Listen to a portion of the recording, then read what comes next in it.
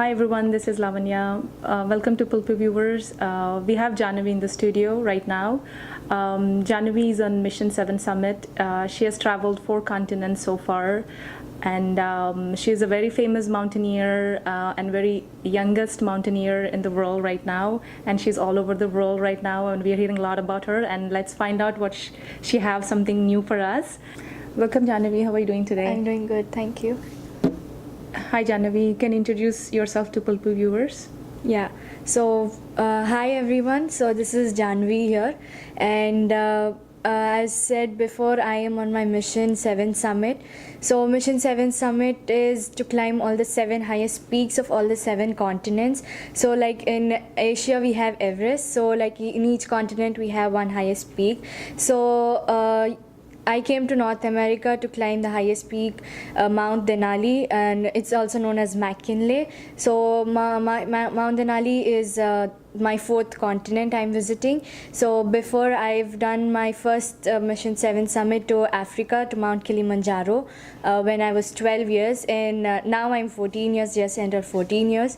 So I've done Kilimanjaro when I was 12, and 2015, when, my second mission to Mount Elbrus, that is in Europe.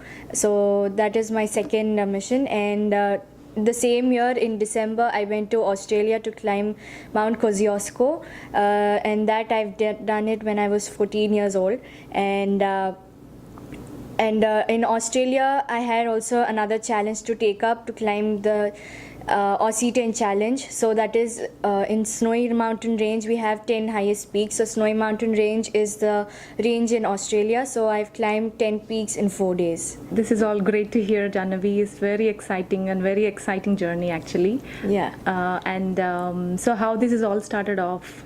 Okay, so I've started it, I can say, like my father has introduced me to this field. So when I was 10 months old, he designed a special bag. So he took me on his bag, and he took me in Hyderabad. So I'm basically from Hyderabad. So there we have small forest there. So he took me for small hikes, and then I came to know when my dad showed me all the photographs and all the videos which he has taken, and from there on he started on. And then later when I grew older, I came to know what I was doing actually. That's nice. So then I liked getting into nature, because nature is one thing which I've learned till now, it teaches anything to any human being. So then on I started on, and when I came to nine years old, I went a little more higher, and I went for a winter Himalayan expedition. So that is where I had went to 10,000 feet. So that was in December. You know, in Hyderabad, in India, in December it is winter. So that is where I was first exposed to cold. Yeah, and then. And how old you were at that time? I was 9, and then later I came to know, I started reading, I started meeting people who have achieved so much, because in India there are not many mountaineers. Now they are coming up, because mountaineering is not yet a sport. Right. So I just browse the net and get to know more information about it, and then I came to know about this Mission 7 Summit, and I came to know that there's nobody yet done this. So I want to do it and make India. So that's where it started as a dream for you. Yes. That's good. And you so far submitted 4 of them. Yes. That's very, very interesting. Being an Indian girl, and that too living in Hyderabad, where there are no mountains, and you know, there's not really closer to the nature, where you're not, you know, it's more of a city place and no mountains, no beaches. How did you started this as your hobby, and what made you feel that this is for you? Like I said, there's no mountains or anything there. So my practice, what I do is, normally my fitness, whatever is there, I practice in Hyderabad. But when I have to prepare for any expedition, I go to the northern part where the Himalayas are located. So I practice most of the time. Whenever I have holidays or on weekends, I travel to North India and I practice there. And training part, I have a fitness coach for me. So he's an Olympic coach. He's Nagapuri Ramesh sir. So he takes care of my fitness. So I go to a stadium in Hyderabad. So 3 days in a week I travel to the stadium, where my sir gives various sequences of exercises where I can practice, and I go to the gym there. So he gives a systematic way of doing it, and rest of the days my father takes care of the technical aspects, because in this sport it is not like just one part of the body is used, so Right. everything is to be used, so I go according to that. And do you guys actually take care of the year-long diet, or just focus on the time that you are mountaineering? You are just have to be on diet, or on a particular diet, or year-long diet, or what kind of things that you Like normally take diet care? is I eat whatever I am Normally. given. So whenever I get closer to the expedition's date, so from 1 month or more than that, I start having restrictions of not taking much of spicy food, or a lot of junk food or something, because on mountains there are a lot of reactions on mountains, so you need to take care of that, because a lot of eating spice is not good for our body also. So I start reducing that, but I'm normally on a general diet, so I take in a lot of fats and proteins. Fats because I have to gain The good fats. fat, and because my body has to sustain the cold. Right. So that is why I take fats and build up more of proteins so that I stay strong. Good.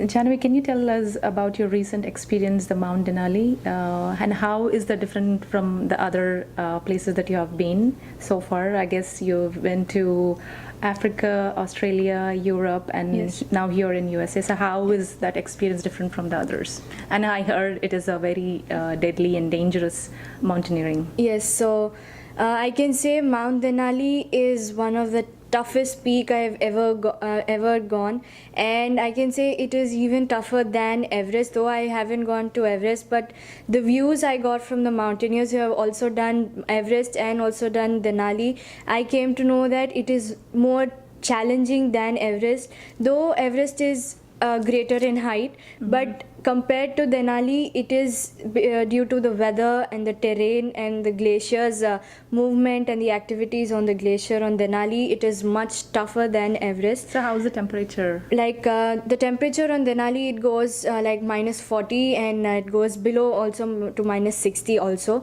So it depends upon how the climate is. So on Denali, the main challenging part is the weather and the cold and the elevation what we gain. And the main thing is there, when we walk from 14,000 camp to 17,000 camp, that we have to cross a ridge. So the ridge is just normally where you have a path and you don't have anything let down. So if you see to your right or see to your left, there's nothing down, left. and it is so dangerous that if you just slip, you're gone. Scary. And you cannot even rescue any person because he's already down. So from there, I was lucky enough because I didn't have that wind, because normally when people go in the early season, that is, it starts from June, so there the wind starts so heavy that even you carry a lot of heavy bag on your backpack, also you like kind of swing, because when you stand in front of a heavy wind, you like swing your body, or you lose your balance. Yeah. So that is the most dangerous thing on the mountain, because it is snowing and you don't know what is there right in front of you. It gets so foggy, and you just cannot put one step, because you have to see what you're putting where Right. you're putting. And on Denali, there are a lot of crevasses. So crevasses in the sense that there are a lot of hollows in the glacier. Oh, So okay. they keep they are almost 1,000 feet below. So they're like a pits, yeah, small pits. not small pits, the big ones. So once you go inside, it's very difficult to rescue a person. My God. And I had a skill training there, so I had a practice of getting in the live crevasse, and they taught me how to come out when you fall. So then I realized that when people fall unknowingly, how difficult it is to come out with the 90-pound of bag which they have on their back. 90 pounds? Yes, so in Denali they carry a lot of luggage, because there are no porters. Like any mountain you go, there are porters who carry your luggage. So here you have to carry everything: your tent, your food, your clothing, and all what you need for the entire expedition. So how much time does it take? It took, especially for this one, to climb? For this one, it took me around 20 days. So I was on the mountain for 20 days. Wow. The main expedition is 16 days. So I had 4 days skill training at the base camp. So altogether, 20 days is my whole expedition. When you said it's cold, very risky and dangerous, and there are like a small and actually very hollow and narrow pits in there, did you ever felt that I should go back? This is not for me.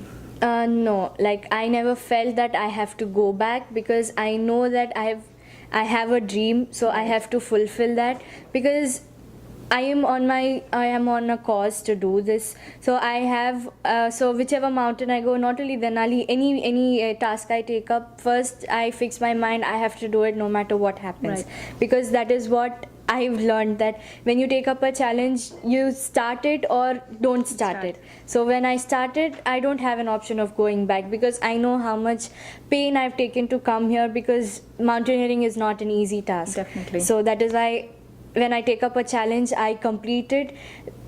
Yes, mountaineering is said to be going up is optional, coming down is mandatory. So that happens only when you have that life risking option, when you are on the mountain, or when the weather is bad or you are not well, so you have to obviously come down. So but when there's nothing and you feel that you cannot do, that is when I go ahead and do it. So what inspires you to do this all? Like when you're climbing, what's in your mind? What comes in your mind when you first start off with climbing? First, when I start off is I got inspired doing it from my father, because he has taught me how to do it. So then when I came to know about what is it, because it is teaching me so many things that we cannot learn it while sitting in a class. So I feel very happy and I feel very proud that whatever is taught in the class, I am experiencing it. So that is one thing which I feel very proud of, being on the mountains, and I just Which no love one has doing experienced it. so far yet. I just love doing it. Sure, definitely. Jaahnavi, how your day starts? And I heard, other than mountaineering, you also do. You also a great dancer, and you're good at studies. So how do you all manage doing everything at a time? Like when I'm in Hyderabad, when I'm back home, so my day starts at 5 o'clock in the morning. Wow. Because I have to go for practice in the morning. So where I stay, as I said, I go to a stadium in Hyderabad for my fitness. So where I stay is almost 50 kilometers from my house. So I have to travel 50 kilometers there and come back. Every day? 3 days in a week. 3 days in a So that is where I get up. Every day I have to get up at 5 o'clock and I go for practice. So the practice is for 2 hours in the stadium, and I come back maybe half, almost the days all half. And I come back and I rush to school, because I miss out 1 or 2 periods in the starting of the day. So I have that permission from school. So what grade you are in now? I'm in 10th grade. So You're almost closer to the board exams. Yeah, so actually I don't have my boards, because I am studying Cambridge syllabus, which is of UK.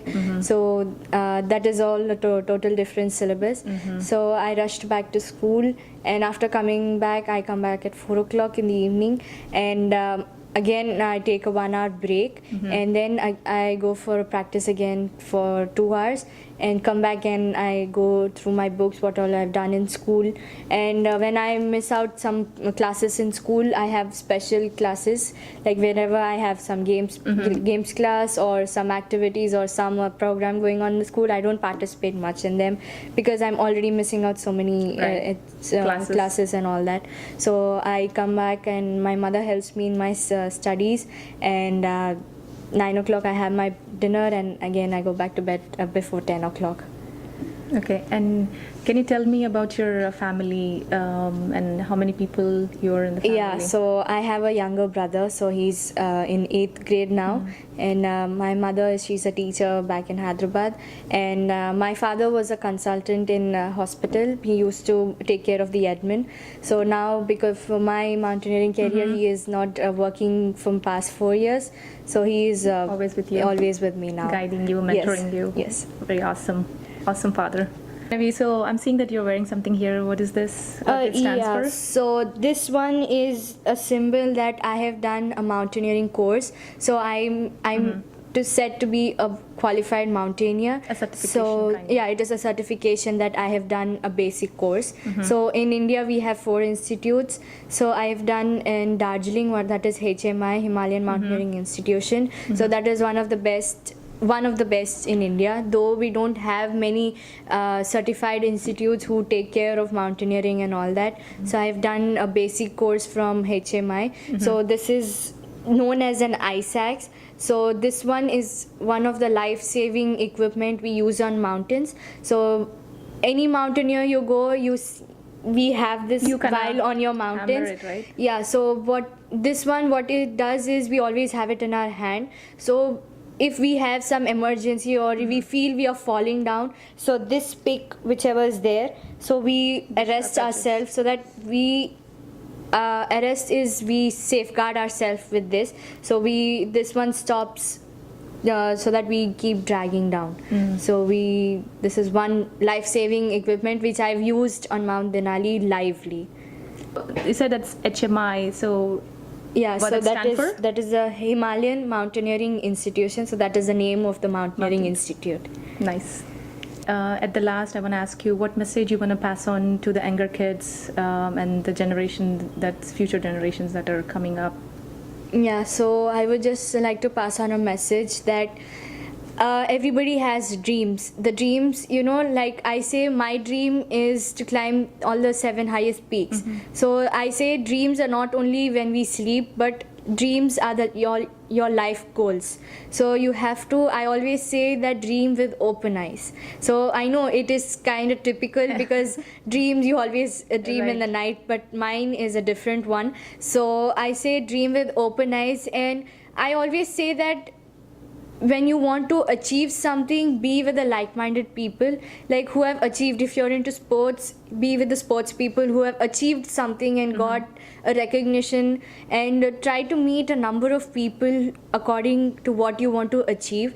And whatever you talk about your dream and start working for it from now, because I know, like from childhood, before I getting into mountaineering, I had a dream to become a doctor, because all my family members have told me that to become a doctor. But when I got into this from when I was 12 years old, then I changed my mind.